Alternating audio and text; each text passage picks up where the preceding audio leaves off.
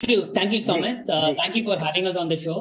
First of all, like you mentioned, आपने सही कहा. Last कई quarters में we've had a good sequential growth, quarter on quarter on revenues.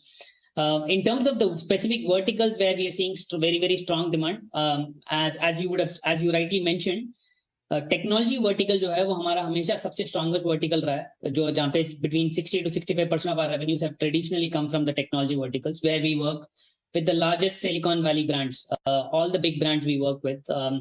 और ये जो specific sector रहा है, even right through the pandemic and even now through the recessionary talks, हमने ये देखा है ये जो sector है specifically बहुत ही resilient रहा है, and we are seeing very very strong robust demand coming in from technology. As far as some of the other verticals where we were a little underpenetrated, हमने इतने इन्वेस्टमेंट नहीं किए थे historically, specifically BFSI, जहाँ पे we are significantly underrepresented.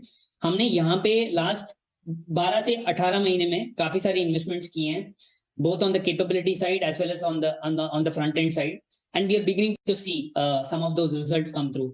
हमने जो last bygone quarter जहाँ हमने Q1 के रिजल्ट्स डिक्लेयर किए थे, we saw that even though we added only 3 new clients, two of the new of those 3 were added in the BFSI space, and very very good marquee names that we were able to add.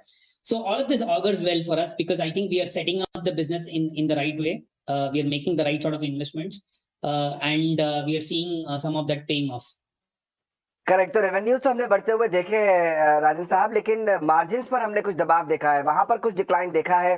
पहले 30% के ऊपर हुआ करती थी वो, अब हालांकि धीरे धीरे जो है कम हो रही है। क्या वजह दिखती है आपको मार्जिन्स में कमी आने के पीछे?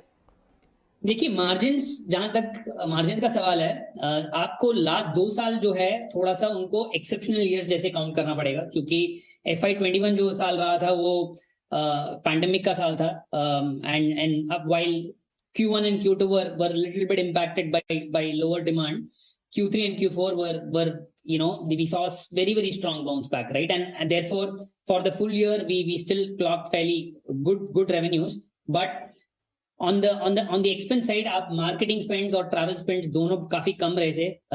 देखिए सौमित जी, जिस तरीके से कंपनी आईटी सॉल्यूशंस में है और पीछे आईटी कंपनीज में से जो एक डेंट देखने को मिला है इकोनॉमी में, उसका एक इम्पैक्ट तो ओवरऑल इंडस्ट्री में यहाँ पर देखने को मिला है. लेकिन लेटेंट व्यू की बात करते हैं, जो कि 754 रुपए 90 पैसे का हाई बनाने के बाद अब इस समय 382 के पास है, तो थोड़ा सा अट्रैक्शन लेवल तो यहाँ पर इन्वेस्टर पॉइंट ऑफ व्यू से बढ़ जाता है. और अभी के मोमेंटम में अगर यहाँ पर देखते हैं तो मुझे लगता है कि एक बार 450 तक के लेवल आपको देखने को मिल सकते हैं, जो कि एक मिड रिटर्न के हिसाब से काफी अच्छे लेवल्स है, क्योंकि EPS 7 के करीब का है. और मार्केट कैप के हिसाब से देखते हैं तो जो एबिटा है या फिर जो सेल्स नंबर है वो एक एवरेज ऑन देखने को मिल रहा है. तो बहुत ट्रेमेंडस नहीं, लेकिन एक सेफली आपको यहाँ पर एक रिटर्न मिल सकते हैं. बहुत से लोगों ने ऊपर लेवल पर खरीदा होगा, उनको थोड़ा सा वेट करने की जरूरत है. 450 के आसपास आता है तो आप अपनी स्ट्रेटजी को रिव्यू कर सकते हैं कि आपको आगे कंटिन्यू करना है नहीं करना. लेकिन जो अभी का करंट सिनेरियो है उसमें 380 370 के बीच में अगर खरीदते हैं तो 350 का एक स्टॉप लॉस लेके आपको 450 एक अच्छा रिटर्न यहाँ पर मिल रहा है, डिसेंट रिटर्न मिल रहा है, तो आप ये पोजीशन यहाँ पर ले सकते हैं. चलिए, बहुत शुक्रिया रवि हमें वो स्ट्रैटेजी बताने के लिए। 370 380 के बीच में आप ले सकते हैं लेटेंट व्यू, 350 का लगाइए स्टॉप लॉस, और 450 तक के टारगेट्स के लिए इसको होल्ड किया जा सकता है. चलिए